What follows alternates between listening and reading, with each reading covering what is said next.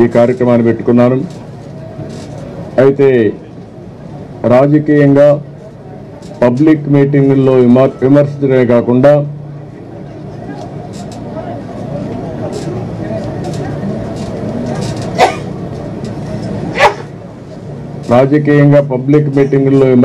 కాకుండా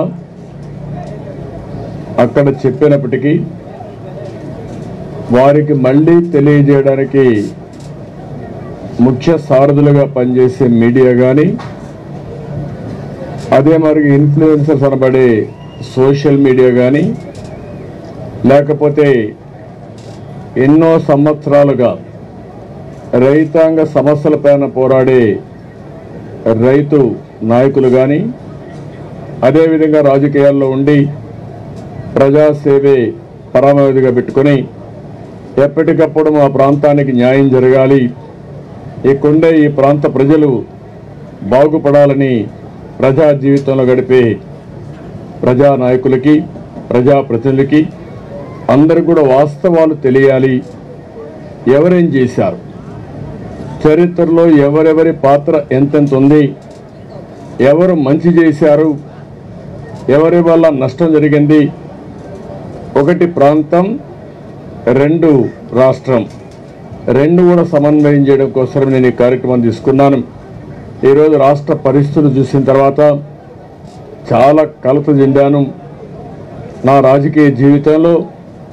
ఎందుకంటే ఇంతవరకు కొన్ని పార్టీల వల్ల ఎక్కువ ప్రయోజనం వచ్చింది, కొన్ని రాజకీయ పార్టీలు కానీ నాయకులు కానీ నష్టం చేయకుండా వదిలిపెట్టే పరిస్థితికి వచ్చారు. కానీ ఈరోజు జరిగే పరిస్థితులు చూస్తే తీవ్ర ఆందోళన, రాష్ట్రం పట్ల చాలా అనాగరికంగా విధ్వంసం చేసే పరిస్థితి వచ్చారు. కాబట్టి ఇవన్నీ ప్రజల్లో తెలియజేయాలనే ఉద్దేశంతో ఈ కార్యక్రమాన్ని పెట్టుకున్నాను. నిన్న నేను కర్నూలులో నంది కొట్కూరులో కార్యక్రమానికి ప్రారంభం చేసి రాయలసీమకు గేట్వే బనకచర్ల, అది కూడా నేను ఎక్స్ప్లెయిన్ చేస్తాను. ఆ బనకచర్లలో రాష్ట్రానికి ఒక సందేశం ఇచ్చాను, ప్రజెంటేషన్ ఇచ్చాను. ఈరోజు గండికోట ఒక హిస్టారికల్ ప్లేస్, ఇది చరిత్ర సృష్టించిన ఈ గండికోట దగ్గర ఈరోజు ఈ ప్రెస్ కాన్ఫరెన్స్ పెట్టుకుంటున్నాం. అదే మరి ఇది అయిన తర్వాత పులివెందల్లో ఏదైతే రాజకీయ నాయకుడు విర్రవీగుతున్నాడో అక్కడే మీటింగ్ పెట్టి ఆ ప్రజలకు కూడా తెలియజేయాలని చెప్పి ఉద్దేశంతో ముందుకు పోతున్నాను. ఈరోజు మీరు ఇక్కడ చూస్తే సాగునీటి ప్రాజెక్టుల విధ్వంసంపై యుద్ధభేరి. నేను యుద్ధభేరి ఎందుకు వాడానంటే ఒక చైతన్యం రావాలి, ఏం జరిగిందో నష్టం అర్థం చేసుకోవాలి, భవిష్యత్తులో జరగబోయే నష్టాలను కూడా అంచనా వేసుకుని ప్రతిఘటించడానికి ఒక మాటలో చెప్పాలంటే యుద్ధమే చేయాల్సిన అవసరం ఉంది. ఈరోజు చరిత్రలో మనం చూసాం, నీరు అనేది చాలా సున్నితం. దేశాల మధ్య యుద్ధాలు జరిగాయి, రాష్ట్రాల మధ్య బీభత్సమైన పోరాటాలు జరిగాయి, జిల్లాకు పోరాటాలు జరిగాయి. కడాన రైతాంగం తాలూకా గ్రామాలు కూడా కొట్టుకున్న సందర్భాలు చాలా ఉన్నాయి.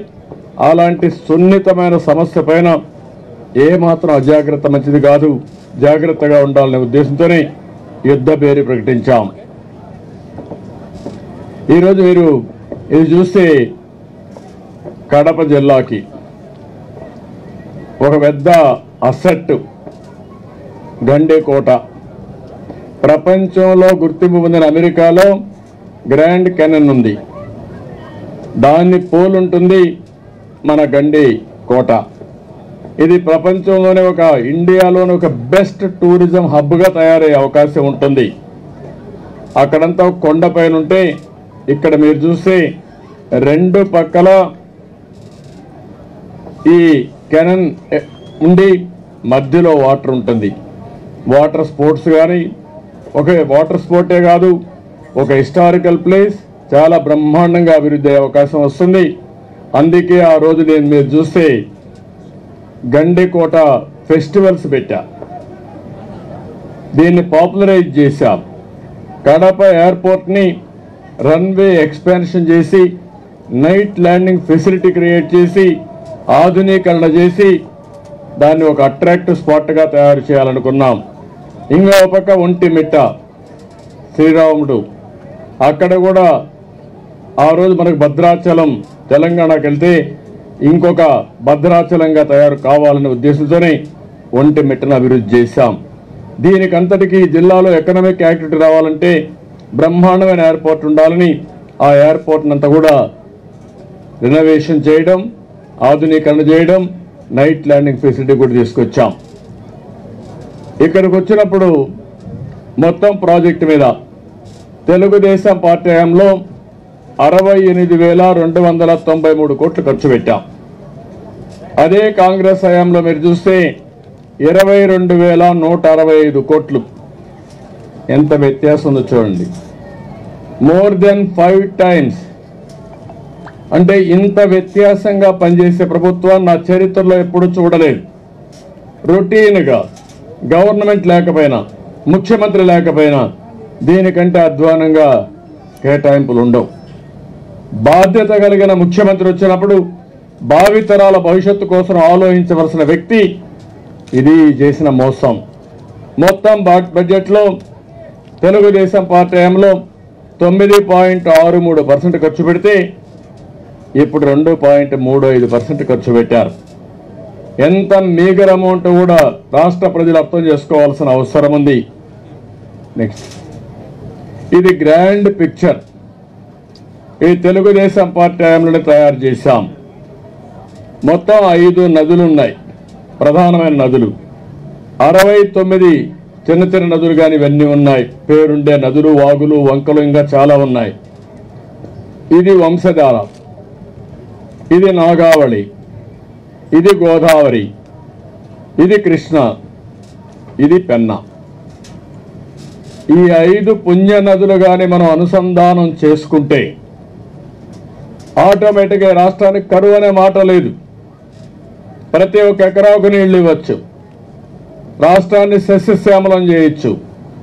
అందుకే ఇక్కడ మీరు చూస్తే గోదావరి పైన ఏదైతే ఈరోజు మనకు వచ్చినటువంటి పోలవరం, నేను ఎన్నోసార్లు చెప్పాను, పోలవరం రాష్ట్రానికి ఒక వరం.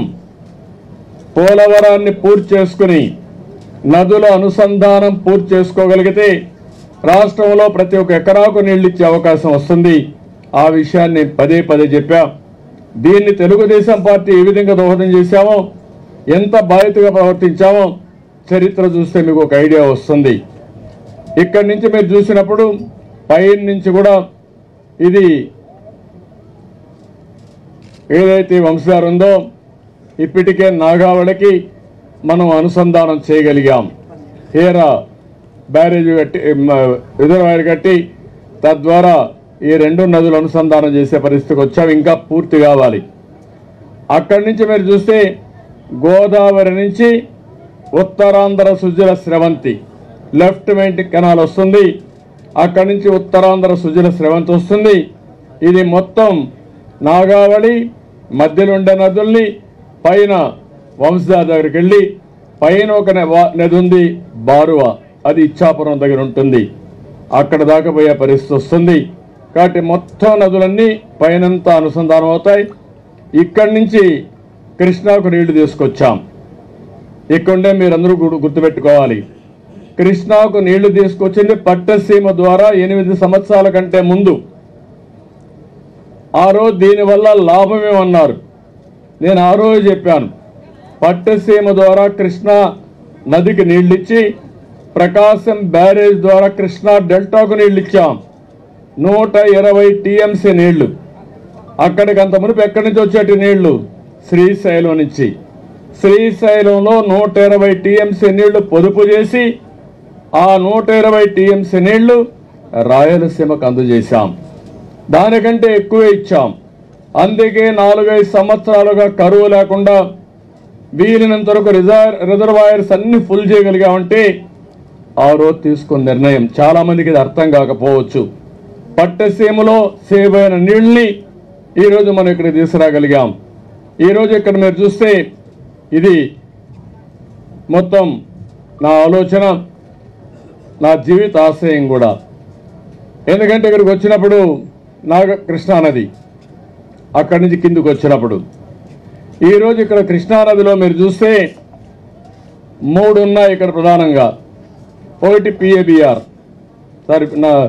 ఎస్ఆర్బిసి ఫస్ట్ టైం వచ్చినప్పుడు దీన్ని మళ్ళీ అనుసంధానం చేస్తూ తెలుగు గంగ రావడం, దీనికి అనుసంధానం కావడం, బ్రహ్మసాగర్ రావడం, కడాన కందలేరుకు సోమశిలకు నీళ్లు పోయే పరిస్థితి వచ్చింది. ఈ అవుట్లెట్ ఎప్పుడు తీసుకొచ్చారంటే ఎన్టీ రామారావు గారు ముఖ్యమంత్రి అయినప్పుడు. ఈ సందర్భంగా ఇంకొక విషయం మీరు గుర్తుపెట్టుకోవాలి. ఆ రోజు తమిళనాడుకు నీళ్లు ఇవ్వాలి. ప్రధానమంత్రి 3 ముఖ్యమంత్రులు కలిసి నిర్ణయం చేసే సందర్భంలో 4వ ముఖ్యమంత్రిగా ఎన్టీ రామారావు గారు ఒకే మాట చెప్పారు, నేను నీళ్లు ఇస్తాను, నేను కూడా ఇవ్వాలనే ఉన్నాను, కానీ నా రాయలసీమకు న్యాయం జరగాలి, పైపుల్లో తీసుకుపోతే కుదరదు, ఓపెన్ కెనాల్ పెట్టి ఇక్కడ నీళ్లు ఇచ్చిన తర్వాతనే తమిళనాడుకు నీళ్లు ఇస్తానని చెప్పిన ఏకైక నాయకుడు చరిత్రలో నందమూరి తారక రామారావు గారు. అది చరిత్ర. దానివల్ల ఈ ప్రాంత చరిత్ర మారింది. ప్రతి ఒక్కరూ ఈ విషయం గుర్తుపెట్టుకోవాల్సిన అవసరం ఉంది. ఈ ప్రాజెక్టు ద్వారా ఇక్కడ నీళ్లు వచ్చాయి. తర్వాత నేను వచ్చిన తర్వాత పోతిరెడ్డిపాటు వెడల్పు చేశాను, రాజశేఖర రెడ్డి కొంత యాడ్ చేశాడు. ఫైనల్గా ఈ నీళ్లన్నీ బనకచెర్లకు వచ్చి బనకచెర్ల నుంచి తెలుగు గంగ ఇవన్నీ వస్తున్నాయి. రెండవది హంద్రి నీవా ఎన్టీ రామారావు గారు ప్రారంభించింది, నేనే పూర్తి చేశాను, చాలా వరకు పూర్తి చేశారు, తర్వాత కొద్దిగా చేశారు. ఇక్కడ హంద్రి నీవా వచ్చింది మీరు చూస్తే నేరుగా ఇక్కడికి వచ్చి జీడిపల్లికి వచ్చి, జీడిపల్లి నుంచి పిఏబిఆర్ ఇవన్నిటికి వచ్చి అక్కడి నుంచి కింది వరకు నేరుగా జీడిపల్లి నుంచి చెర్లోపల్లి ఇవన్నీ కూడా వచ్చిన తర్వాత గొల్లపల్లి కూడా క్రియేట్ చేసి చిత్తూరుకి నీవాకి వెళుతుంది. చిత్తూరు దగ్గర ఇది ఒక కెనాల్ వచ్చింది. అంటే ఇక్కడ నేను ఒక విషయం మీ అందరికీ చెప్పేది, 3 కూడా మీరు చూడండి ఎవరి పీరియడ్లో స్టార్ట్ అయినాయి. రాయలసీమకు నీళ్లు ఎప్పుడు వచ్చాయి, ఆ నీళ్లు లేకపోతే రాయలసీమ పరిస్థితి ఏంటి? ఒకప్పుడు బచావత్ అవార్డు ఉండేది, బచావత్ అవార్డులో రాదని చాలామంది ప్రయత్నం చేయడం మానేశారు. అప్పుడు ఎన్టీఆర్ చెప్పాడు, మిగులు జలాలు వాడుకునే హక్కు నాకుంది కాబట్టి ఆ మిగులు జలాలతోనే హంద్రి నీవా, నగిరి గాలేరు, తెలుగు గంగ ప్రాజెక్టులు ప్రారంభిస్తామని ప్రారంభించిన వ్యక్తి ఎన్టీ రామారావు గారు. ఆ ప్రాజెక్టులు పూర్తి చేశాం కాబట్టి ఈరోజు రాయలసీమను ఆదుకున్న ఘనత రాయుల తర్వాత, కృష్ణదేవరాయల తర్వాత ఒక్క తెలుగుదేశం పార్టీకి దక్కుతుందని చెప్పి కూడా నేను మీకు తెలియజేస్తున్నా. ఇక్కడికి వచ్చిన తర్వాత మీరు చూస్తే ఏ ప్రాజెక్టులు వచ్చాయో మీకు ఒక ఐడియా ఉంది, నేను ఎక్స్ప్లెయిన్ చేస్తాను. కొన్ని ప్రాజెక్టులు తెలుగు గంగ పైన వచ్చాయి, కొన్ని ప్రాజెక్టులు నగిరి గాలేరు, అదే మరి పెన్నా మీద వచ్చాయి, గండికోట ఇవన్నీ. కిందన వచ్చిన ప్రాజెక్టులు హంద్రి నీవా పైన వచ్చాయి. 4 జిల్లాల్లో అన్ని ఏరియాలకు కూడా ఈ ప్రాజెక్టులు వెళ్ళాయి. మిగిలిన వాటర్ అంతా నేరుగా సోమశిల, కందలేరుకి వెళ్ళే పరిస్థితి వచ్చింది. ఇక్కడ నా ప్రయత్నం ఏంటంటే 120 టీఎంసీ నీళ్లు పట్టిసీమ ద్వారా కృష్ణా డెల్టాకి ఇచ్చి ఆ నీళ్లు రాయలసీమకి ఇచ్చాం. ఈరోజు మళ్ళీ పోలవరం నుంచి వైకుంఠపురం వరకు నీళ్లు తీసుకొచ్చి, అంటే ప్రకాశం బ్యారేజ్ పైన అక్కడి నుంచి ఆ నీళ్లు నక్రేకలకు తీసుకొచ్చి ఏదైతే Nagarjuna Sagar right main canal కలపాలని, అక్కడి నుంచి కలిపితే ఒక సీజన్ ఆ నీళ్లు వస్తాయి. 130 టీఎంసీ నీళ్లు ఆదా అవుతుంది. ఆ నీళ్లు కూడా రాయలసీమకి ఇవ్వచ్చు. ఎక్కడి నుంచి? శ్రీశైలం నుంచి. ఇంకో పక్క Nagar Sagar left main canal ఉంది, 30 టీఎంసీ నీళ్లు అవి నల్గొండ, ఖమ్మానికి వెళ్ళి మళ్ళా మైలవరం, తిరువూరు, నూజివీడికి వస్తాయి. కానీ ఆ నీళ్లు ఎప్పుడూ వచ్చిన సందర్భాలు లేవు. అది కానీ చింతలపూడి పూర్తి చేస్తే 30 టీఎంసీ నీళ్లు వస్తాయి. ఈ 2 ప్రాజెక్టులు ఆన్గోయింగ్లో ఉన్నాయి. అదే తెలుగుదేశం పార్టీ అధికారులు ఉంటే ఇప్పుడు పూర్తి అయ్యేది. అవి కూడా 160 టీఎంసీ నీళ్లు వచ్చేటివి. అది 160, ఇది ఒక 120, 280 టీఎంసీ నీళ్లు స్ట్రైట్ అవే రాయలసీమకి శ్రీశైలం నుంచి నీళ్లు వచ్చుంటే నీటి ఎద్దడి ఉండేది కాదు. ఆ ప్రయత్నం ఈ పెద్ద మనిషి చేయలా. ఏ విధంగా విఫలమయ్యాడో ఆ విషయాలని మీకు చెప్తాను. నా ఆలోచన ఇక్కడ నకిరేకల్కి వచ్చే నీళ్ళని నాగార్ సాగర్ కంటే ముందు నేరుగా కానీ బనకచర్లకు తీసుకురాగలిగితే ఇక్కడ వెలుగోడు రిజర్వాయర్ ఉంది, కాలువ ఉంది, ఈ కాలువలోకి వస్తుంది.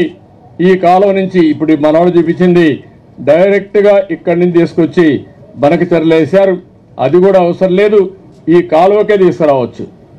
అంటే నల్లమలై ఫారెస్ట్లో ఒక 30 కిలోమీటర్లు కానీ సొరంగం తీసుకొస్తే ఆటోమేటిక్గా గోదావరి నీళ్లు బనకచర్లకు వస్తాయి. మన రాయలసీమకు గేట్వేగా ఉంటుంది. ఇది ఒక హార్ట్. అన్ని ప్రాజెక్టులు ఇక్కడి నుంచి మీరు చూస్తే పిఏబిఆర్ నుంచి బనకచర్ల నుంచి ఇది తెలుగు గంగ, ఇది అంద్రినేవా, ఇది గాలేరు నగిరి, ఇది పెన్నా, అన్ని ప్రాజెక్టులు నీళ్ళు వస్తాయి. ఈ రాష్ట్రంలో కరువు అనే మాట లేకుండా రాయలసీమలో ప్రత్యేకంగా రాళ్లసీమ అయిపోతుందని భయపడే రాయలసీమని రతనాల సీమగా చేయడం కోసం ఈ ప్రణాళిక తయారు చేసాం. ఇది కానీ అయ్యి హార్టికల్చర్ హబ్గా తయారైతే ఈ ప్రాంతాన్ని బీట్ చేసే ప్రాంతం దేశంలోనే లేదు. అలాంటి ప్రాంతం ఇది ల్యాండ్ ఉంది. అలాంటి ల్యాండ్ను ఉపయోగించుకోవడం కోసం మనం ముందుకు పోవాలనుకున్నాం. కానీ ఈరోజు ఏం జరిగిందో మిగిలిన విషయాలు కూడా నేను మీకు ఎక్స్ప్లెయిన్ చేస్తాను. ఈరోజు రాయలసీమలో మాట్లాడితే నా రాయలసీమ మేమందరం రాయలసీమ వాళ్ళు కానట్టు, ఈయనే పుట్టినట్టు, ఈయనే పెరిగినట్టు కథలు మాట్లాడడం, చేసేది తప్పుడు పనులు. 12,441 కోట్లనే ఖర్చు పెట్టాం 5 ఏళ్లలో. మీరు ఎంత పెట్టారు? 2,011 కోట్లు. అది ఎక్కడ పెట్టారు అది కూడా చూపిస్తా. తప్పుడు పనులు చేయడం కోసం రాయలసీమ ప్రయోజనాలకు కాకుండా మీ స్వార్థ ప్రయోజనాలు డబ్బులు పెట్టి ఈరోజు మీ ఇష్ట ప్రకారం ఎదురుదాడి చేయాలనుకుంటే బాంబులకే భయపడినవా? నేను నీ ఎదురుదాడికి భయపడతామా? భయపడే సమస్య ఉండదు. ఇది జరిగింది, మీరు చూడాల్సింది.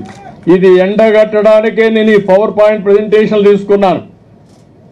ధైర్యం ఉంటే సమాధానం చెప్పమంటున్నా. నేను ప్రాజెక్టులు మాట్లాడితే ఆ ఇరిగేషన్ మంత్రి బ్రో సినిమా గురించి మాట్లాడతాడు. వీళ్ళు మంత్రులండి, వీళ్ళకి బుద్ధి ఉందండి, జ్ఞానం ఉందండి అంటే ఎక్కడికి పోతున్నారో అర్థం కాదు. నెక్స్ట్, ఈరోజు కడప జిల్లా దక్షిణ భారతదేశంలో తక్కువ వర్షపాతం నమోదయ్యే ప్రాంతం. పెన్నా, చిత్రావతి, కుందు, సగిలేరు, పాపాగ్ని, బాహుదా, చెయ్యూరు నదులు ఉన్నాయి. జిల్లాలో పూర్తిగా పెన్నా బేసిన్ మీద ఆధారపడి ఉంటుంది. మొత్తం 37,95,000 ఎకరాలు సాగులో మొత్తం భూమి ఉంది. ఇందులో మీరు చూస్తే 15,60,000 ఎకరాలు రఫ్గా సాగులోకి వచ్చింది. నీటి సదుపాయాలున్న భూమి 5 లక్షల ఎకరాలు మాత్రం. జిల్లాలో సగటు వర్షపాతం 700 millimetres. You can imagine gap. 37,95,000 ఎకరాలు సాగుకు తీసుకొస్తే ఈ జిల్లా ఎంత సంపద వస్తుందో మనం ఊహించుకోవాలి. దాంట్లో మళ్ళీ 15,60,000 ఎకరాలు సాగులో ఉంది కానీ మెట్ట. దాంట్లో 5 లక్షల ఎకరాలు మాత్రం నీటి సదుపాయాలు.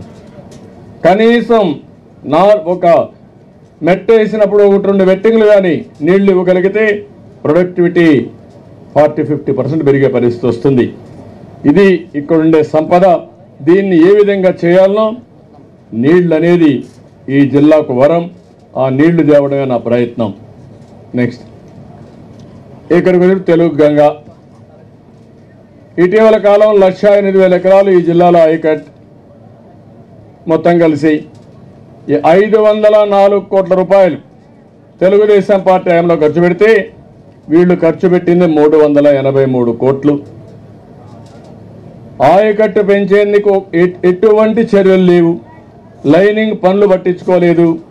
పోతిరెడ్డిపాడు నీటి సామర్థ్యం పెంచి తెలుగు గంగకు నీళ్లు ఇస్తామన్న పెద్ద మనుషులు ఎక్కడ 1 ఇంచి పని జరగల. రాయలసీమలో 1 ఎకరా అదనంగా నీటి సౌకర్యం కల్పించారని అడుగుతున్నా, సమాధానం చెప్పమంటున్నా. ఇప్పుడు నేను అడిగితే సమాధానం చెప్పడం మానేశారు. మీరు సమాధానం చెప్పకపోతే ప్రజలే మీకు సమాధానం చెప్తారు. ఆ విషయం మీరు గుర్తుపెట్టుకోవాలి. నెక్స్ట్, ఇక్కడ మీరు చూస్తే గాలేరు నగరి సుజల స్రవంతి 1546 కోట్లు. ఫేజ్ 1 84% పూర్తయినాయి. ఫేజ్ 2 26% పూర్తయినాయి. వీళ్ళు ఖర్చు పెట్టింది 557 కోట్లు మాత్రం ఖర్చు పెట్టారు. 2020 కల్లా పూర్తి చేస్తామని హామీ ఇచ్చారు.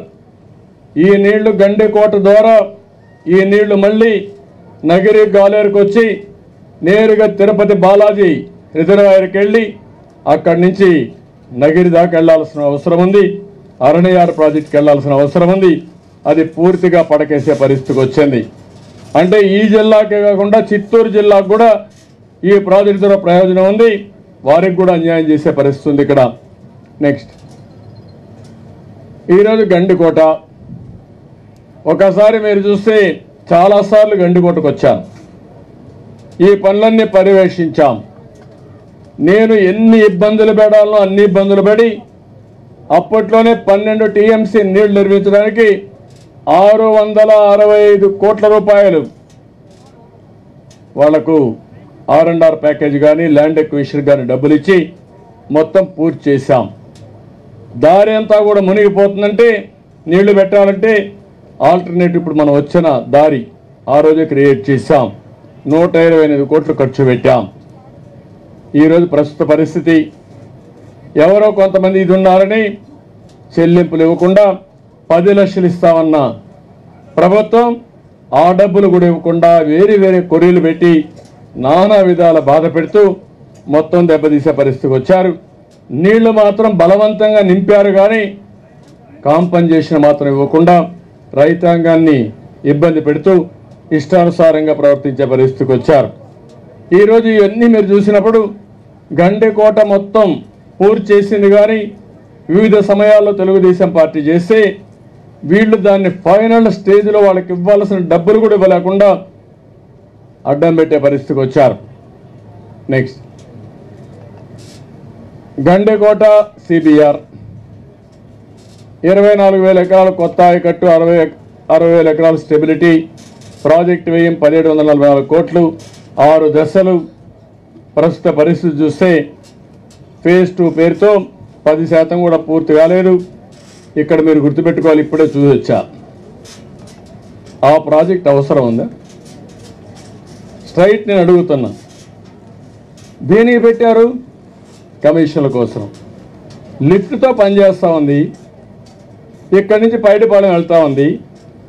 అక్కడి నుంచి CBRకి వెళ్తూ ఉంది. అక్కడి నుంచి లిఫ్ట్ చేసుకోవచ్చు. అవసరమైతే ఇంకొక లిఫ్ట్ యాడ్ చేసుకోవచ్చు. అది చేయకుండా 3,350 కోట్లు 500 కోట్లు కొత్త ప్రాజెక్టులు తీసుకొచ్చారు. దాంట్లో 1,000 కోట్ల రూపాయలు మైక్రో ఇరిగేషన్ కోసం డ్రిప్ ఇరిగేషన్ పెట్టారు. 2,500 కోట్లు 600 కోట్లు గ్రావిటీతో పెట్టడానికి కొండ కొడుతున్నారు. అవసరమా ఇప్పుడు? ఏది ప్రాధాన్యత? అదే 3,500 కోట్లు ఇక్కడ పెట్టారు.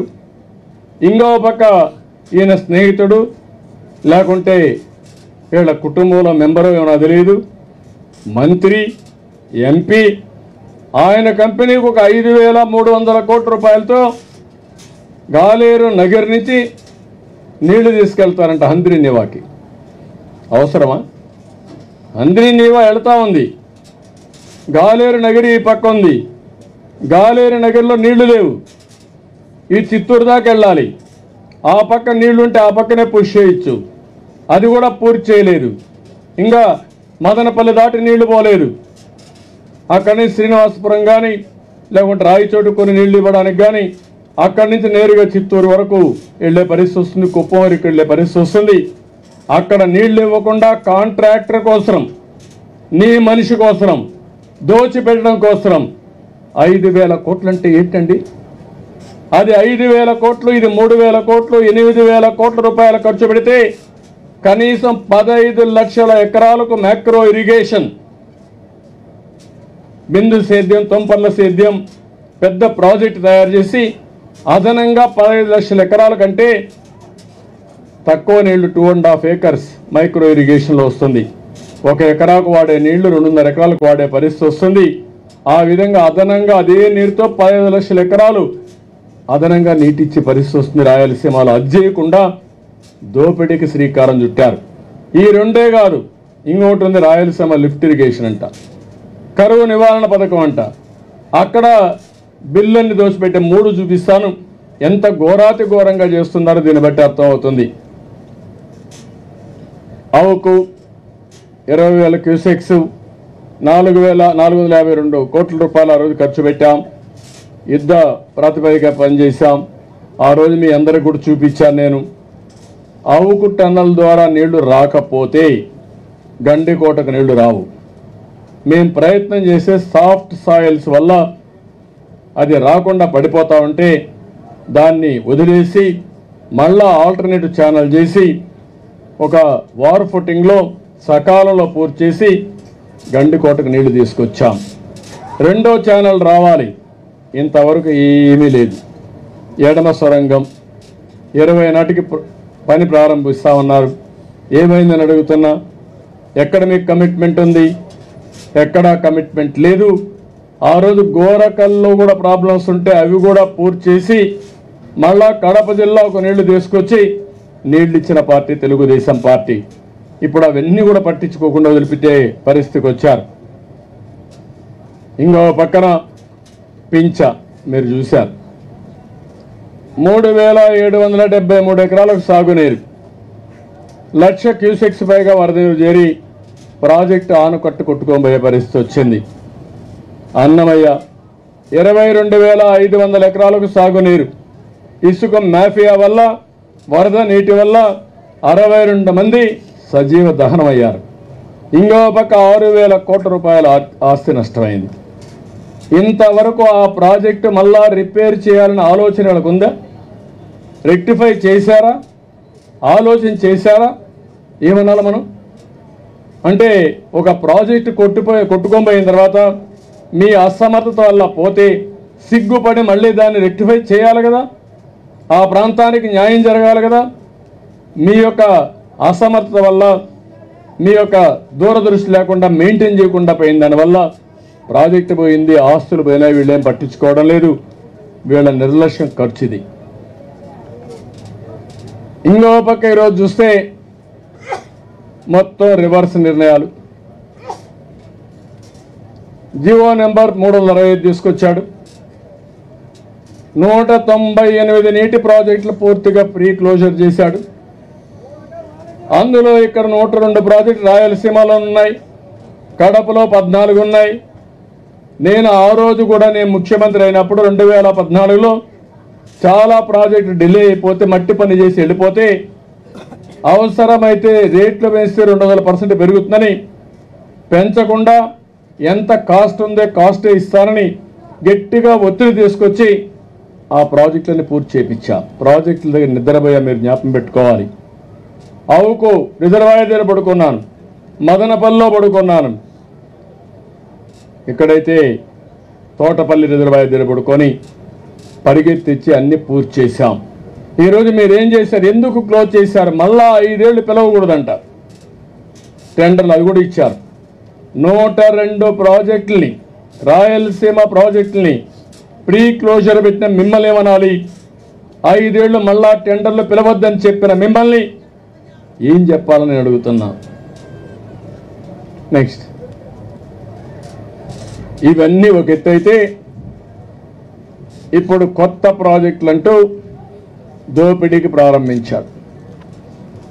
అందులో మీరు చూస్తే 12,000 కోట్ల రూపాయలతో కొత్తగా 10 ప్రాజెక్టులు మొదలు పెడతామని డ్రామా ఆడాడు.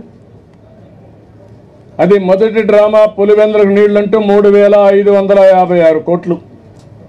గండికోట, చిత్రావతి, గండికోట, పైడిపాలెం ప్రాజెక్టులు ఆటకెక్కింది. ఒక 15 కోట్లు చేశారు, ఈరోజు వదిలేశారు. ఆ ప్రాజెక్టుకి అతి లేదు, అతి లేదు. అవసరం ఉందా అని నేను అడుగుతున్నా. ఈ ప్రాంత ప్రజానికి కూడా అర్థం చేసుకోవాలి. ఆ డబ్బులు ఖర్చు పెట్టి మైక్రో ఇరిగేషన్ చేసి డ్రిప్ ఇరిగేషన్ ప్రాజెక్ట్, పెద్ద ప్రాజెక్ట్ తీసుకొచ్చి చేసుంటే ఎంత లాభం ఉండేది. అలాంటి చేయకుండా దీన్ని ఇది చేశారు. రెండోది జిఎన్ఎస్ఎస్ నుంచి హంద్రినివా, పులివెందల చక్రాయపేట నుంచి కదిరి మీదుగా తంబళ్ళపల్లికి అక్కడ కాలువ ఉంది. ఇప్పుడు మీరు తవ్వేదేంటి కాలువ? ఎవరికోసరం? 5036 కోట్లతో పనులు. మీ మంత్రులు కాంట్రాక్టర్లు అండి, మీ కంపెనీలు బెనిఫిట్ ఇవ్వచ్చండి అంటే అడిగేవాళ్ళు లేడండి ఈ దేశంలో. అంటే మీ ఇష్టం, మీరే మంత్రులు, మీరే ఎమ్మెల్యేలు, మీ కంపెనీలకి డబ్బులు, మీరే దోపిడీ, అవసరం లేని పనులు. ఇది అవసరం లేదు. 5036 కోట్లు ఈ డబ్బులు కూడా సగం ఇచ్చేసారు, అప్పుడే కొంత ఇచ్చారు. అంటే దోపిడీ కాకపోతే ఏంటని అడుగుతున్నా, సమాధానం చెప్పమని అడుగుతున్నా. ఇంకో పక్క రాష్ట్రంలో కాంట్రాక్ట్ డబ్బులకు ఏడిపిస్తూనే ఇతనికి మాత్రం ఆ ప్రాజెక్టులో 600 కోట్లు 1200 కోట్లు అప్పుడే డబ్బులు ఇచ్చేశారు. అనవసరమైన ప్రాజెక్టుకి అవసరం లేకపోయినా డబ్బులు ఇవ్వడం చాలా దుర్మార్గం. ఇంకో పక్కన ఇవన్నీ 10% పనులు పూర్తున్నాయండి. రాయదుర్గలో భైరవాని తిప్ప ప్రాజెక్టు పెట్టాం. ఆ ప్రాజెక్టు పూర్తి చేస్తే రాయదుర్గ నియోజకవర్గం ఎడారిగా మారిపోకుండా కాపాడుకునే అవకాశం ఉంటుంది. 2014లో నేను ముఖ్యమంత్రి అయినప్పుడు రాయదుర్గ ఎడారిగా మారిపోతుందంటే అనేక చర్యలు తీసుకుని ఇంకా ముందుకు పోవడానికి భైరవాన్ని తిప్పించాం. అది పూర్తి చేయకుండా ఎలాంటి వృధా ప్రయాస, అన్నెసరీ ఎక్స్పెండిచర్ పెట్టే పరిస్థితికి వచ్చారు. వీళ్ళకి ఏ ప్రాజెక్టు కంప్లీట్ చేస్తే రాష్ట్రానికి లాభం వస్తుందో లేదు. ముఖ్యమంత్రిని చూస్తే నాకు ఒక ఇది వస్తుంది, దానికి ఒక జబ్బు ఉంది. ఆ జబ్బు అతనికి ఏంటంటే ఎవరు చేసినా ఆయన భరించలేడు. ఇప్పుడు ఉదాహరణ మీరు చూడండి, బ్రహ్మిణి స్టీల్స్ ఇప్పుడే వస్తూ ఉంటూ చూసా జమ్మలమడుగు నుంచి. ఆ రోజు మేమందరం ఫైట్ చేశాం. ఎన్ని వేల ఎకరాలండి? ఎవరికి ఇచ్చారండి? ఏమైంది ఆ ప్రాజెక్ట్? ఇప్పుడు ఈడీలో లేకుంటే అక్కడ పెండింగ్ పడే పరిస్థితి వచ్చింది. నేను వస్తానే మళ్ళీ ఒకసారి ఆలోచించి విశాఖపట్నం మన రాయలసీమలో అందరి కోరిక, కడపలో చాలా వరకు మీరు బాధ ఉన్నది, మాకు స్టీల్ ప్లాంట్ కావాలి, వచ్చేది పోయిందని మీరు ఆవేదనలో ఉన్నారనే ఉద్దేశంతో యువత కోసం నేను ఆ రోజు మైనింగ్ కార్పొరేషన్ జాయింట్ వెంచర్ పెట్టి అవసరం అయితే పూర్తి చేయడం కోసం స్టీల్ ప్లాంట్ని ఫౌండేషన్ వేసాం. సరే ఎలక్షన్లు వచ్చాయి, ఈయన వచ్చాడు. వస్తాను ఏం చేశారు? ఆ ప్లేస్ వదిలిపెట్టి ఇంకో ప్లేస్లో మళ్ళీ ఫౌండేషన్ వేశాడు. ఏం చేశాం? అయిందా? నిన్న మొన్న హంగామా చేశారు. ఎక్కడ పోయారు? ఎవడు కనపడంలా. ఎవరు చేస్తారు ఎవరికి తెలియదు. అంటే ఇతనికి ఏ పని కూడా ఎవరన్నా చేస్తే ఆ పేరు వాళ్ళకు వస్తుంది కాబట్టి ఆ పేరు రాకుండా ఉండడానికి పనులు చేస్తాను. నేను చూశాను, మా వాళ్ళు వచ్చి అంటున్నారు, ఏదైతే కర్నూలులో ఎయిర్పోర్ట్ నేనే కట్టాను, నేనే ఇనాగరేట్ చేశాను, ఓపెనింగ్ కూడా చేశాను, ఓపెనింగ్ చేసి మీటింగ్ కూడా పెట్టి చెప్పాను. ఇప్పుడు ఆ బోర్డు మార్చి ఈయన పేరు వేసుకున్నాడు. ఏమన్నా ఇప్పించండి? ఏంటి ఇప్పించుతాను? ఎవరికో కన్న బిడ్డ, ఎవరికో పుట్టిన బిడ్డ నా బిడ్డ అని చెప్పుకోవడం సిగ్గనే వేయాలి కదా. అలాంటి వ్యక్తి తను, పనికిరాని వ్యక్తి. ఇలాంటి పనులన్నీ చేస్తూనే ఉంటాడు. ఇక్కడ కూడా చేస్తాం. వాళ్ళ నాయన చేసినా భరించలేకుండా ఆయన పేరు కొట్టేసి ఈయన పేరు వేసుకోవాలనే మనస్తత్వం ఉండే వ్యక్తి తను. ఈరోజు ఈ పేరుతో మీరు చూశారు, 4 ఏళ్ళలో ఒకటి పూర్తిగాల, ఇంకా పూర్తి అవుతా నమ్మకం లేదు. ఒకటి కూడా క్లియరెన్స్ రాలేదు. ఏది పూర్తయ్యే సమస్య లేదు. నెక్స్ట్ మొత్తం రివర్స్ గేర్లో వెళ్తా ఉంది. నేను ముందే చెప్పాను. ఇవన్నీ కూడా మీరు చూస్తే ఈ ప్రాజెక్టులన్నీ ఇప్పుడు కూడా మనం 10% కాలేదు. అదే మరి ఇంకొక పక్కన 2000 క్యూసెక్ల తరలిస్తా అని చెప్పాడు. 27 ఎకరాలు అక్కడ ల్యాండ్ ఎక్విజిషన్ అవసరం లేదు ఈ ప్రాజెక్టే, దానికి డ్రామాలు ఆడే పరిస్థితికి వచ్చాడు. నెక్స్ట్ ఈరోజు మీరు చూస్తే పోలవరం, ఈ విషయం కూడా మీ అందరికి అర్థం కావాలి. పోలవరం పూర్తి చేసుకుంటే సర్ప్లస్ ఉండే ప్రాజెక్ట్ పోలవరమే, గోదావరి. ఈరోజు మనకి సమయం వచ్చింది. ఎప్పుడంటే ఈరోజు ఎన్నో తేదీకున్నాం? ఆగస్ట్ 1 కదా, 2 కదా, ఆగస్ట్ 2లో ఉన్నాం. శ్రీశైలం నుంచి ఒక్క మోటారు ఆన్ చేసాం, ఒక్క డ్రాప్ ఆఫ్ వాటర్ మనం తీసుకుంటున్నాం. ఏంటి కారణం? నీళ్ళు ఇంకా రాలేదు. తెలంగాణ ఆంధ్ర 2 రాష్ట్రాలు ఉన్నాయి. ఒకవేళ వచ్చే నీళ్ళు ఇద్దరు పంచుకోవాలి. ఒకరు అవునంటే ఒకరు కాదనుకుంటాం. ఎట్లయినా ఇంటర్స్టేట్ సమస్యలు వస్తాయి. రెండోది, కృష్ణానది పైన ప్రాజెక్టులు కడతానే ఉన్నారు. ఆల్మట్టింగా ఎత్తు పెంచేస్తున్నారు. ఇప్పుడే నీళ్లు రావాలి, రేపెక్కడ వస్తాయి నీళ్లు? అదో పక్క జరుగుతూ ఉంది. ఇంకో పక్కన తుంగభద్ర పైన కూడా ప్రాజెక్టులు కర్ణాటక కట్టేస్తున్నారు. తుంగభద్రకు కూడా నీళ్లు రావు. కనీసం కర్నూలుకైతే నీళ్లు వచ్చే సమస్య వాళ్ళకే ఇబ్బంది వస్తూ ఉంది. అలాంటి సందర్భంలో పోలవరాన్ని పూర్తి చేసి పోలవరం నుంచి బనకచెర్లకు నీళ్లు తీసుకొస్తే నదుల అనుసంధానం జరిగి ఉంటే ఈ పాటికే నీళ్లు రాయలసీమకు వచ్చేటివి. ఎన్ని ఇబ్బందులు వచ్చినా పోలవరంలో ప్రతి సంవత్సరం మినిమం 2000 టీఎంసీ నీళ్లు సముద్రంలోకి పోతున్నాయి. మనం దగ్గర 1000 టీఎంసీ నీళ్లు రిజర్వాయర్లు ఉన్నాయి మనకు. ఆ 1000 టీఎంసీ నీళ్లు రిజర్వాయర్లు అన్నీ ఫిలప్ చేసి వర్షాకాలంలో గ్రావిటీతో పోయే నీళ్లు అవి కూడా ఉపయోగించుకుంటే, ఏదైతే నేను చెప్పినట్టు కృష్ణా డెల్టా మార్గం ఉపయోగించుకుంటే, లేకపోతే నాగార్జున సాగర్ రైట్ మెయిన్ కెనాల్కి ఉపయోగించుకుంటే, ఆ నీళ్లు కూడా బ్యారేజీల్లో పెట్టుకుంటే మనకి ఎలాంటి ఇబ్బందులు రావు. 5 ఏళ్లు కరువు వచ్చినా సమర్థవంతంగా ఎదుర్కొనే శక్తి మనకు వస్తుంది. అది నా బాధ, నా ఆలోచన, నా జీవితాశయం కూడా ఒకటే చెప్తున్నా. ఎట్టి పరిస్థితుల్లో గోదావరి నీళ్లు తీసుకొచ్చి బనకచెర్లలో కలిపి రాయలసీమకు న్యాయం చేసే బాధ్యతను తీసుకుంటా. ఇది నా ఆశయం, నా కళ. ఇది జరుగుతుంది. అయితే ఇక్కడ జరిగింది మీరు గుర్తుపెట్టుకోవాల్సిన అవసరం ఉంది. 11,537 కోట్లు ఖర్చు పెట్టాం. ఈ 4,600 కోట్లు ఖర్చు పెట్టాడు. 72% మేము పూర్తి చేస్తే 4% ఈయన పూర్తి చేశాడు. ఆ రోజు అందరూ ప్రశంసించారు. గిన్నిస్ రికార్డులు వస్తే ఇప్పుడు అంతా చీవాట్లు పెట్టే పరిస్థితికి వచ్చారు. 45.72 మీటర్లు 180 టీఎంసీ నీళ్లు పొదుపు చేయాలని ఆ రోజు ముందుకు పోతే ఈరోజు ఈ ప్రాజెక్ట్ 41.5 మీటర్లకి 1.5 మీటర్లు దించేశాడు. 55,548 కోట్లకు ఆమోదం తీసుకొస్తే ఈరోజు నిధులు అడగలేని పరిస్థితి. ఒక పర్యాటక కేంద్రంగా చేయాలనుకుంటే ఈరోజు మొత్తం నిషేధిత ప్రాంతంగా తయారు చేశాడు. ఇంకో పక్క అక్కడ చూస్తే కాలనీల నిర్మాణం, ముంపులకు ఆరండారు అన్నీ ఇస్తే వాళ్ళందరూ గోదావరిలో నిన్న కూడా వరదలు వస్తే తిండి పెట్టలేక పుచ్చిపోయినటువంటి కుళ్ళిపోయినటువంటి కూరగాయలు ఇచ్చే పరిస్థితికి వచ్చాడు. ఇంకో పక్కన మీరు చూస్తే ప్రభుత్వ చర్యలతో కడాన ఆ ప్రాంతంలో ఉండే వాళ్ళందరూ కూడా బాధపడి మేము వెళ్ళిపోతాం, ఈ ప్రాంతంలో ఉండమని అజిటేషన్ చేసే పరిస్థితికి వచ్చారు. మీరు ఒక విషయం గుర్తుపెట్టుకోవాలని నాకు ఒక బాధ్యత ఉంది. ఆ 7 మండలాలు బైఫర్కేషన్ అయిన రోజున తెలంగాణలో ఉన్నాయి. నేను ముఖ్యమంత్రిగా ఎలక్షన్లు అయినాయి. అప్పటికి సిఎల్పి లీడర్ కూడా కాలేదు. ప్రధానమంత్రి నరేంద్ర మోడీ గారి ప్రమాణ స్వీకారం జరిగితే వెళ్ళాను. నా అనుభవంతో నేను చూసి చెప్పాను ఆ రోజు, మీరు ఆ 7 మండలాలు మాకు ఇవ్వకపోతే నేను ముఖ్యమంత్రిగా ఉన్న ఈ ప్రాజెక్టు పూర్తి కాదు, అప్పుడు ఈ మండలాలు రావు.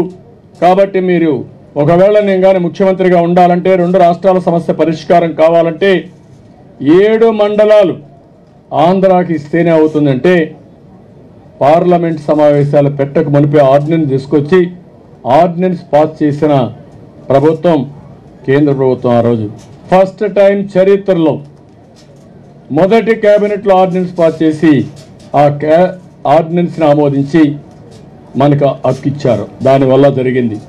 ఈరోజు మొన్న వాళ్ళు మాట్లాడుతూ ఉంటే మాకు ఈ ప్రభుత్వం పైన నమ్మకం పోయింది, మమ్మల్ని గోదావరిలో కలిపేశారు, మేము అటు తెలంగాణ పోయింటే ఆనందంగా ఉండేవాళ్ళం అంటే చాలా బాధపడ్డా.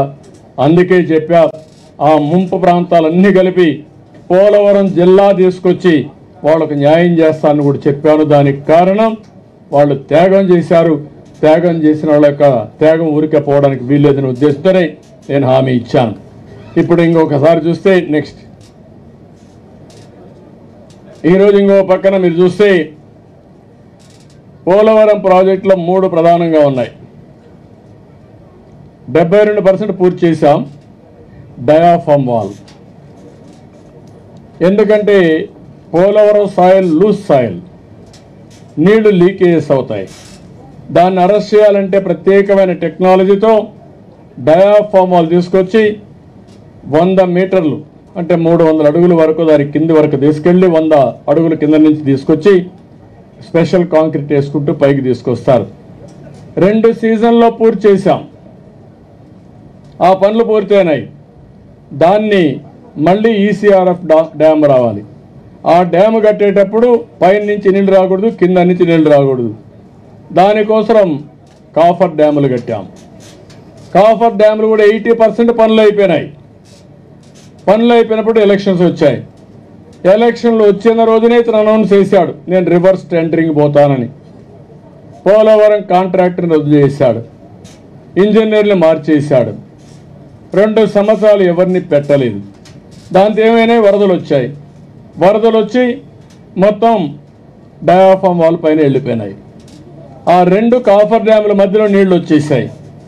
నీళ్లు వచ్చేసి ఆ ఇసుకు కొట్టేసింది. ఈరోజు అవి కూడా డ్యామేజ్ అయిపోయే పరిస్థితికి వచ్చింది. ఇంకో పక్క గైడ్ బండ్ కట్టారు సపోర్టింగ్ దీనికి ఆ కొండ పైన, అది కూడా కూలిపోయే పరిస్థితి వచ్చింది. అది కూడా శ్రద్ధ తీసుకోలేదు. అంటే ఈరోజు 3 ప్రధానమైన ఇష్యూలు. డయాఫామ్ వాల్ ఏమైంది లేదు, కాఫర్ డ్యాములు 2 డ్యామేజ్ అయిపోయినాయి, గైడ్ బండు పూర్తిగా డ్యామేజ్ అయింది, ప్రాజెక్ట్ని గోదావరిలో ముంచేసే పరిస్థితికి వచ్చాడు. ఎప్పుడు పూర్తి అవుతుందో తెలియని పరిస్థితి. నిన్న కూడా మీరు చూసుంటారు పేపర్లో, గవర్నమెంట్ ఆఫ్ ఇండియా మాట్లాడిగారు, మీరు ప్రాజెక్ట్ కావాలంటున్నారు, డయాఫామ్ వాళ్ళు మాట్లాడుతున్నారు, ముందు కాఫర్ డ్యాములకు అత్త చేల్చండి, పై కాఫర్ డ్యామ్లో కింద నీళ్లు వస్తున్నాయి, ఆ నీళ్లు ప్రాజెక్టు మీదకి వస్తాయి, ముందు దాన్ని అరెస్ట్ చేయండి, ఆ నీళ్లు నిలపండి, తర్వాత మాట్లాడదామంటే నోరు మెదపలేని పరిస్థితి. అడ్డదారిలో మాట్లాడుతున్నారు ఈ మంత్రులు, బాధ్యత లేకుండా మాట్లాడుతున్నారు, రాష్ట్రానికి ద్రోహం చేస్తున్నారు, అంటే చులకన చేసి కూడా మాట్లాడుతున్నారు. ఇలాంటివి ఆ ప్రాజెక్టు పూర్తి కాకపోతే అది కూడా ఒక్క పైసా మన ఖర్చు కాదు. ఇది కేంద్ర ప్రాజెక్ట్. ఇది నేను ఆ రోజు చాలా స్పష్టంగా మంత్రులు చెప్పాను, ఇది మీ ప్రాజెక్టు, మేము ఎగ్జిక్యూట్ చేస్తున్నాం, మేము చేస్తాను, మీరు డబ్బులు ఇవ్వాలంటే అదేవిధంగా డబ్బులు ఇచ్చారు. 55,000 కోట్లతో కానీ పూర్తి చేసుంటే ఈరోజు రాష్ట్రానికి ఒక వరంగా తయారయ్యేది. ఎప్పుడు పూర్తవుతుందో ఎట్లా పూర్తవుతుందో వర్కౌట్ చేయాలి. ఏది ఏమైనా ఈ ప్రాజెక్టులు పూర్తి చేసుకుని మనం ముందుకు పోవాల్సిన అవసరం ఉంది. అందుకే ఈ యొక్క ముఖ్యమంత్రి వల్ల ఎంత నష్టం వస్తూ ఉందో ప్రజలు చెప్పడానికే నేను ఈ ప్రయత్నం చేస్తున్నాను. ఇప్పుడు దీని మీద మీకు ఏమన్నా డౌట్స్ కానీ క్వశ్చన్స్ ఉంటే మీరు అడగచ్చు మీడియా వాళ్ళు. ఫస్ట్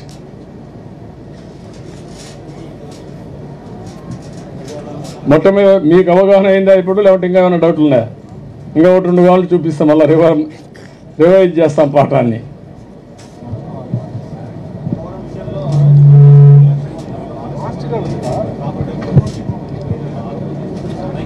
బుద్ధి జ్ఞానం ఉండాలి కదా.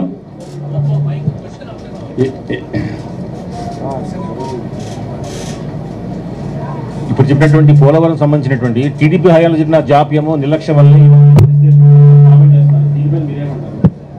రాజకీయాల్లో ఉండే బాధ్యత లేని నాయకులు నోటుకొచ్చుంటూ మాట్లాడచ్చు. ఈ విషయంలో చాలా స్పష్టంగా ప్రాజెక్ట్ని ఏజెన్సీ మార్చిన రోజున ఒక మాట చెప్పారు గవర్నమెంట్ ఆఫ్ ఇండియా పీపీఏ. ఏం చెప్పారు? మీరు మార్చద్దండి, ఎలాంటి కారణాలు లేవు దీంట్లో, మీరు ఫైల్లో చూపించే కారణాలు అవాస్తవం. అలాంటప్పుడు ఇప్పుడు ఏజెన్సీని మారిస్తే తీవ్రమైన జాప్యం జరుగుతుంది. ఈ ప్రాజెక్టు సున్నితమైన ప్రాజెక్టు, ఏదైనా జరిగితే ఎవరికి బాధ్యత పెట్టాలి? పాత కాంట్రాక్టరా, కొత్త కాంట్రాక్టరా, ఎవరి మీద బాధ్యత పెట్టాలి? అలాంటి టెక్నికల్ ప్రాబ్లమ్స్, లీగల్ ప్రాబ్లమ్స్ వస్తాయి. దయచేసి చేయొద్దని చెప్పి పీపీఏ తీర్మానం పాస్ చేశారు. అది అయిన తర్వాత పీపీఏ చైర్మన్ లెటర్ రాశాడు సిఇఓ, ఇప్పటికైనా ఆలోచించండి, ప్లీజ్ రీకన్సిడర్, చేయొద్దండి, పెద్ద ప్రమాదం వస్తుంది, ఇది ప్రాజెక్టుకే ముప్పు వస్తుంది, చేయొద్దంటే చేసి ముందుకు పోయిన దుర్మార్గులు, మూర్ఖులు వీళ్ళు. నన్ను గురించి మాట్లాడతారేంటి? ఐఐటి రిపోర్ట్ ఇచ్చింది. ఏమిచ్చింది ఐఐటి రిపోర్టు? మీ నిర్లక్ష్యం వల్ల సంవత్సరం తర్వాత 2020కి వచ్చిన ఫ్లడ్లో ఇది కొట్టుకొని పోయిందని వాళ్ళు రిపోర్ట్ ఇచ్చారు. ఎక్కడ గాడిదలు కాశారు మీరు?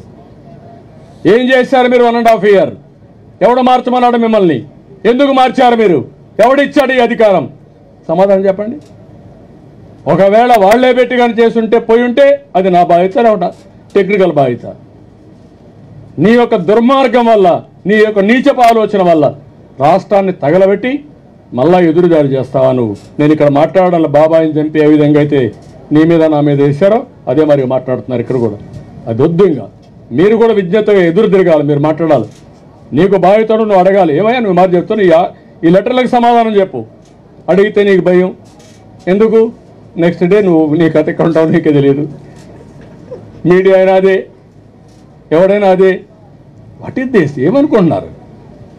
కాబట్టి వాస్తవాలు మాట్లాడకుండా పిచ్చి పిచ్చగా. అందుకే చెప్తున్నా, నేను ఎవరికి భయపడలా 40 ఏళ్ళు, ఇప్పుడు కూడా ఎవరికి భయపడను. ఆ విషయం మీరు గుర్తుపెట్టుకోండి. ఆ పరిస్థితి తేలుస్తా. ప్రజా సమక్షంలోనే ప్రజాక్షేత్రంలో వీళ్ళ కథలు తేలుస్తాను. తమాషా అనుకుంటే అంత ఈజీ కాదు రాజకీయం అంటే. రౌడీజం చేయడం రాజకీయం కాదు, ప్రజల్ని మెప్పించడం రాజకీయం. ఒక సెకండ్, వీళ్ళు మీడియానా మైక్ ఇవ్వండి సార్. అర్ధంతరంగా ఆగిపోయిన ఈ గండికోట లిఫ్ట్ 2 విషయంలో మీ వైఖరి ఏంటి? ఎందుకంటే వరద నీటిని తొందరగా వడిసిపట్టి వీలైనంత తొందరగా పైడిపాలెంకు, చిత్రావతికి లిఫ్ట్ చేస్తే మరిన్ని నీళ్లు మనం స్టోర్ చేసుకోవచ్చు అనేది ఆ ప్రభుత్వ వాదన. నేను వాడుతాను, పై నుంచి నీళ్లు రావాలి కదా. అదే అవుకు టన్నల్ విషయంలో కూడా ప్యారలల్ గా అదే నేను చెప్పేది. అక్కడి నుంచి నీళ్లు వస్తే కిందికి కూడా పోవాలి కదా నీళ్లు. కొన్ని నీళ్లు కిందికి పోయి కొన్ని నీళ్లు ఇక్కడ ఉంటాయి. ఈ నీళ్లు ఇక్కడ వాడుకోవచ్చు కదా, బ్యాలెన్సింగ్ కదా కావాల్సింది. ఎందుకది 3000 ఏది ప్రాధాన్యత? నీ దగ్గర డబ్బులు ఉన్నాయా? 30 ఇప్పుడు పెట్టావు, డబ్బులు ఇవ్వరా, కాంట్రాక్ట్ వెళ్ళిపోయాడు. దానికి మళ్ళా వేరే వాళ్ళ పైన ఏంటి నువ్వు నెపం? నీ దగ్గర డబ్బులు ఉన్నప్పుడు అడుగులు కొడదాం. ఏది ప్రాధాన్యత అనేది నేను అడిగేది. ప్రాధాన్యతను తెలియనటువంటి మూర్ఖ ప్రభుత్వం ఇది. అందుకే తప్పబడుతున్నా. అవుకు టన్నల్ ను విస్తరించి గండికోటకు ఎక్కువ వాటర్ లాగిన తర్వాత అయినా గండికోట లిఫ్ట్, 2వ లిఫ్ట్ అవసరం ఉందంటారా లేదా? మీ వైఖరి ఏంటి? అది లిఫ్ట్ కాదు, అది ఇప్పుడు వీళ్ళు కొట్టిన సొరంగం. మరి లిఫ్ట్లో నీళ్ళు వస్తా ఉంటే నీళ్ళు వస్తే చాలు కదా. దానికి 3000 కోట్లు 5000 కోట్లు పెట్టి సొరంగం కొట్టాలి. మళ్ళా ఎవరైనా అడిగేవాళ్ళు లేడంటే ఏమైనా చెప్తారు, నీళ్ళు అంటూ నీకు చెప్తా ఉంటారు. ఈ మరి రాంగ్ ఇన్ఫర్మేషన్ ఫీడ్ చేస్తారు. బుద్ధి జ్ఞానం ఉండాలి. నువ్వు చెయ్యి. నీళ్ళు ఎన్ని కావాలని, రైతులకు ఎంత కావాలని నేను సమర్థిస్తా.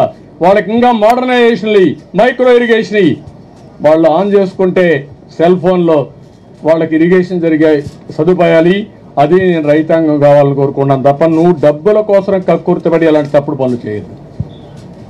అదే నా వాదన. గండికోటలో వరుసగా 2 ఏళ్ల పాటు 26 TMCల నీరు నిల్వ చేసినప్పటికీ 1 ఎకరా కూడా నీళ్ళు ఇవ్వలేని పరిస్థితులు ఈ ప్రభుత్వం ఉంది. దాని కింద సర్వరాయ సాగర్ ప్రాజెక్టు ఉంది, వామికొండ ఉంది. సర్వరాయ సాగర్లో ఉండే నీళ్ళన్నింటి కూడా భారత సిమెంట్కి, అదేవిధంగా చేపల చెరువు కూడా తరలిస్తున్నారు. మీరు అధికారంలోకి వచ్చిన తర్వాత దీన్ని ఏమన్నా మళ్ళీ అందరికీ నీళ్ళు ఇచ్చే బాధ్యత నేను తీసుకుంటా. కడప జిల్లాలో ఎంత వీలైతే అంత తొందరలో ప్రతి ఒక్క ఎకరాకు నీళ్లు ఇవ్వాలనేది నా జీవితాశయం. దీనికి నేను కట్టుబడి ఉన్నా, చేస్తా. సార్ ఇంకో విషయం సార్, ఇక్కడ ముఖ్యంగా కాలువల ఆధునీకరణ అంశంలో చాలా మటుకు తీవ్రమైనటువంటి జాప్యం జరుగుతుంది సార్. ఒక బ్రహ్మం సాగర్ కావచ్చు, ఒక గండికోట కావచ్చు. గండికోటను తీసుకుంటే ముఖ్యంగా పెన్నార్ రివర్ బెల్ట్కు తప్ప గండికోట జలాలు మాత్రం పక్కకు పోయేటువంటి పరిస్థితి లేదు సార్. ముఖ్యంగా కూడా ఇప్పటి వరకు ఈ 4.5 సంవత్సరాల కాలంలో 1/2 మీటర్ కాలువలు దోయినటువంటి పరిస్థితి లేదు. ఇప్పుడు బ్రహ్మం సాగర్ నుంచి పుష్కలంగా 18 TMCల నికర సామర్థ్యం అయితే ఇప్పటికే 10 TMCల నీళ్లు అక్కడ ఉన్నాయి సార్. పూర్తిగా కూడా అక్కడి నుంచి చాలా మటుకు 1,00,000 ఎకరాలకు సాగునీరు ఇవ్వాల్సినటువంటి ఒక ఉద్దేశం నిలువున నిష్ఫలమవుతోంది. తదనుగుణంగా పూర్తిగా కూడా ఎక్కడైతే ఆ ప్రాజెక్టు సిల్లెవెల్ గేట్లు ఎత్తినప్పుడు పూర్తిగా కూడా వాగు వంకల ద్వారా సోమశిల నుంచి నేరుగా సముద్రానికి పోయేటువంటి పరిస్థితి ఉంది సార్. చాలా మటుకు నీరు వృధా అవుతుంది. ఒకవైపు వర్షాభావం ఉంది, ఒకవైపు తీవ్రమైనటువంటి నీటి ఎద్దడి ఉంది. దీన్ని ఎట్లా అధిగమించాలంటారు? దీని ఏమంటారు? 2 ఆస్పెక్ట్స్ ఉన్నాయి. రిజర్వాయర్లో నీళ్లు పెట్టుకోవడం కంటే కాలువల్లో నీళ్లు చివరి పొలాలకు పంపిస్తే వ్యవసాయం బాగా జరుగుతుంది, దానివల్ల లాభం వస్తుంది. నెంబర్ 1. రెండోది లైనింగ్ చేయడం కూడా డిబేటబుల్. ఇప్పుడే అవసరమా, తర్వాత చేసుకోవచ్చు. ఎందుకంటే లైనింగ్ చేస్తే స్వీపేజ్ ఆగిపోతుంది. స్వీపేజ్ ఆగిపోతే భూగర్భ జలాలు పెరగవు. నా ఆలోచన రాయలసీమకు కావాల్సింది భూగర్భ జలాలు కూడా పెరగాలి. భూమి కూడా ఒక జలాశయంగా తయారు కావాలి. ఒకప్పుడు 1000 అడుగుల లోపల నీళ్లు ఉండేటివి, ఇప్పుడిప్పుడు పైకి వస్తున్నాయి. దాన్ని ఎంత పైకి వస్తే అదే విజయనగరం ఆ ఏరియా పోతే 20 అడుగులు 30 అడుగులు నీళ్లు ఉంటాయి. ఆ స్టేజ్ రావాలి. నేను చిన్నప్పుడు చూసేవాడిని, బావుల్లో కూడా నీళ్లు బారేటివి. ఇప్పుడు ఆ స్టేజ్ ఎక్కడా లేదు. కాబట్టి మీరు చెప్పిన ఫస్ట్ పాయింట్ కాలువలు పూర్తి చేయాలి, నీళ్లు ఇవ్వాలి. సెకండ్ పాయింట్ లైనింగ్ కూడా చేయాలి. నీళ్లు మాత్రం చివరి భూముల వరకు పోయేట్టుగా కాలువలు ఎప్పటికప్పుడు మెయింటైన్ చేయాలి. మరోవైపు సార్ రాయలసీమ రైతాంగం ఎదుర్కొనేటువంటి ఒక ప్రధాన సమస్య ఉంది సార్. ఇక్కడ రాయలసీమ హార్టికల్చర్ హబ్ అని మీ హయాంలో చాలా వరకు డెవలప్ని కోరుకున్నటువంటి పరిస్థితి ఉంది. ఇప్పుడు చాలా రకాల హార్టికల్చర్ క్రాప్కు సంబంధించినటువంటి వెరైటీని ఇప్పుడు రికమెండ్ చేయట్లేదు. హార్టికల్చర్ ముఖ్యంగా సార్. ఇంకోటి ఏంటంటే సార్ ఫార్మ్ మెకనైజేషన్. ఈ ఫార్మ్ మెకనైజేషన్ ఈ 4.5 yearలో చాలా ఇబ్బందులకు గురైంది సార్. అందుకే your right brother. Farm mechanisation పోయింది, ప్రాసెసింగ్ పోయింది, ఫోకస్ కూడా పోయింది. అందుకే ఇప్పుడు రైతాంగం ఇక్కడ హార్టికల్చర్ వేయాలన్నా ఆలోచించే పరిస్థితి వస్తున్నారు. నేను ఆ రోజు మీరు చూస్తే హార్టికల్చర్ హబ్గా తయారు చేయడమే కాకుండా ఎండ్ టు ఎండ్ ఒక ప్రోడక్ట్ తీసుకొని, నేను ఎన్నోసార్లు మీతో మాట్లాడిన అరటి ఏ విధంగా విత్తనాల దగ్గర నుంచి చెట్లు మొలకలు తయారు చేయడం దగ్గర నుంచి, అందుకే మీకు అక్కడ ఇచ్చాను నేను. జైన్ లిఫ్ట్ ఇరిగేషన్లకు అయితే నంది కొట్టుకోరులో ఒక ప్రాజెక్ట్ కూడా ఇచ్చాం. అవన్నీ కూడా సరఫరా చేయడానికి అక్కడి నుంచి నేరుగా ఉత్పత్తి కూడా ఇక్కడ ఈ ఏరియాలో కావాల్సినటువంటి ఇవి కూడా, అంటే మామూలుగా అరటిని చేయడం కోసం మనం అంతా కూడా చేస్తూ ఉంటాం. మాగబెట్టేటప్పుడు కొద్దిగా ఏమంటారు మన టెక్నాలజీ పెట్టి, అలాంటివి కూడా చేయడం కోసం ఆ రోజు ప్రయత్నం చేశాం. ఎండ్ టు ఎండ్ సొల్యూషన్స్ తీసుకొస్తే రైతాంగానికి ఎక్కువ లాభం వస్తుంది. అది అయిన తర్వాత ప్రాసెస్ కూడా వెళ్తే ఇంకా ఆదాయం ఎక్కువ వస్తుంది. ఇవన్నీ చేయాల్సిన అవసరం ఉంది. డెఫినెట్గా రైతాంగం రాయలసీమ బాగుపడాలంటే హార్టికల్చర్ పైన కాన్సన్ట్రేట్ చేయాలి.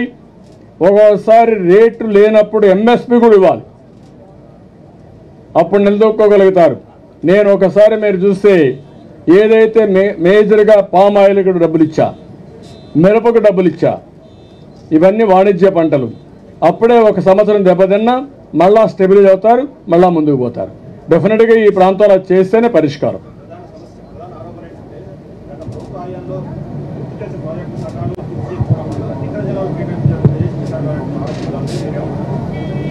ఎక్కడ నికర జలాలయ్యా? ఇప్పుడు రాష్ట్రం రెండుగా విడిపోతే నికర జలాలు ఏంటి సమస్య ఎక్కడుంది? పాత అగ్రిమెంట్లే మనం ఆనర్ చేసుకుంటున్నాం. వాళ్ళు రబ్బిష్ ఎందుకు మాట్లాడతారు? మీరు కూడా అవగాహన చేసుకోండి. వాళ్ళంటే చీప్ పాలిటిక్స్ మాట్లాడతారు.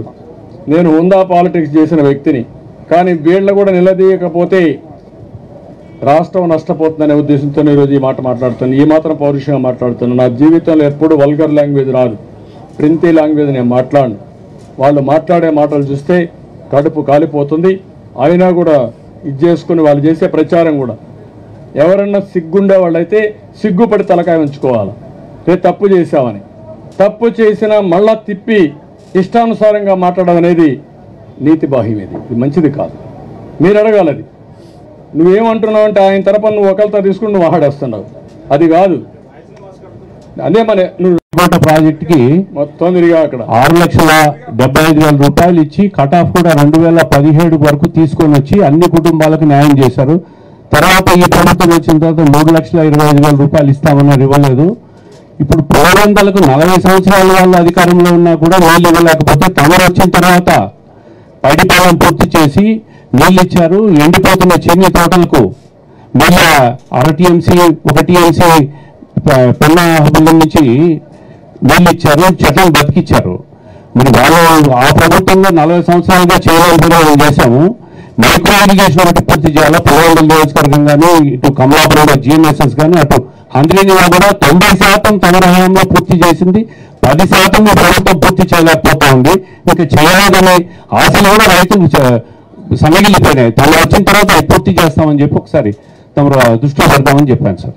థ్యాంక్ యూ అండి. ఇప్పుడు ఉదాహరణ మీరు చూస్తే సతీష్ రెడ్డి గడ్డాన్ని పెంచుకొని తిరిగాడు. నేను ఈ గడ్డాన్ని తీయాలంటే పైడిపల్లి ఎంత లిఫ్ట్లు పూర్తి కావాలంటే చేసి మళ్ళా వచ్చి ఇనాగ్రేషన్ చేసి ఆయన గడ్డాన్ని తీపిచ్చాం. జ్ఞాపకం ఉందా మీకు? మర్చిపోయారు మీరంతా. అది పట్టుదల, అది చేసే విధానం. ఒక పంతం పడితే ఆ పంతాన్ని కూడా నెరవేరిస్తే రాబోయే రోజులు ఇది అవుతుంది. కనీసం నగిరి గాలేరులో ఆ రోజు ఎక్కడున్నాయో పనులు అక్కడి నుంచి 1 ఇంచు కదిలిందా? మరి ఎట్లా? అది నేను మాట్లాడేది. ఒక నిమిషం వారు అయిపోయినాక మీరు లాస్ట్కి, టైం కూడా తక్కువ ఉంది. సరే, హంద్రీనీవా మీ హయాంలో రామకుప్పం వరకు నీళ్లు పోయినాయి. వైసీపీ వచ్చినాక మదనపల్లికి రాలేదు. ఒక 25 గంటలు పట్టేసారు తుఫాన్కి, గంటలు పూడ్చలేదు. అడవిలో పల్లి రిజర్వాయర్ కంప్లీట్ చేశారు సార్. అక్కడి నుంచి పైప్ లైన్ ద్వారా చిత్తూరుకి నీళ్లు తీసుకోవాలనేది ఒక ప్రతిపాదన. ఇప్పుడు ఆ పైప్ లైన్ కూడా తీసేస్తున్నారు, ఎత్తుకెళ్ళిపోతున్నారు. అంటే పొడ్చడం లేదు, ఎత్తుకోలేదు. దానిపైన ఎలాంటి చర్యలు తీసుకుంటారు? అందుకే కదా ఇప్పుడు పేర్లగా వేశారు కదా. పేర్లగా ఇక్కడ నుంచి గాలేరు నుంచి ఎక్స్ప్రెస్ ఒకటి పెట్టి మళ్ళీ ఇక్కడ పైప్ లైన్ వేసి ఇక్కడ నీళ్లు తీసుకుపోతానంటున్నాడు. ఏం చెప్తున్నాడు? ఇప్పుడు ఏదో నీళ్లు గండి కొట్టుకొస్తే లిఫ్ట్ పెడితే అని, ఆ నీళ్ళు నట్టిపోతాయి కదా. మళ్ళీ ఇక్కడి నుంచి మళ్ళీ ఆడికి పంపించాలి. అంటే ఇక్కడ ఒక లిఫ్ట్ పెట్టి పైకెత్తి మళ్ళీ అక్కడి నుంచి పంపిస్తాడు. అంత దానకర్ణుడు. అదే అడవిపల్లి నుంచి అది పెట్టలేరు. కుప్పానికి మేము దగ్గర రామకుప్పం వరకు నీళ్ళు వచ్చాయి. 30 కోట్లు ఖర్చు పెడితే పాలారకు నీళ్ళు వెళ్తాయి. అది చేయరు. ఆ రోజు నేను ఈ రైతు ఆ రైతు అని ఆలోచించలా.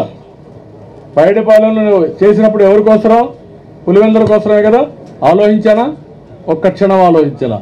ఆ పని పూర్తి చేసిన ఆ బాధ్యత కింద తీసుకొని పులివెందులకు ముందు నీళ్లు ఇస్తారని చెప్పి నా మాట నిలబెట్టుకున్నా.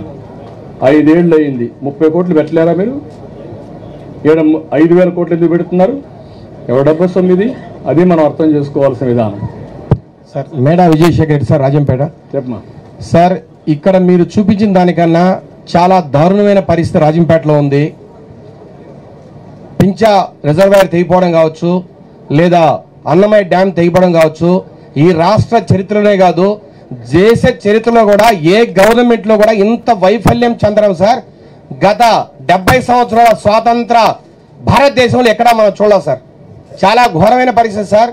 తమరు కూడా ఆ రోజు ఆ వరద వచ్చిన మరుసటి రోజే మీరు అక్కడికి వచ్చారు, ఆ విలయాన్ని ఒకసారి చూశారు. ఇప్పటి వరకు కూడా మీరు కూడా చూపించారు. ఇప్పటి వరకు కూడా అన్నమయ్య డ్యామ్ కనీసం శంకుస్థాపన జరగలేదు సార్. చాలా ఘోరమైన పరిస్థితి. అక్కడ 56 మంది చనిపోయారు.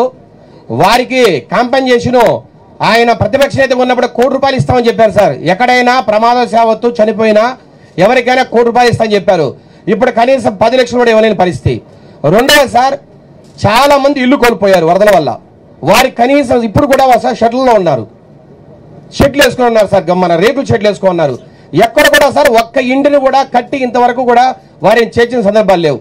అట్లాగే సార్ అక్కడున్న ల్యాండ్స్ కూడా సార్ అన్ని కూడా ఇసుక మెటల్తో నిండిపోయాయి.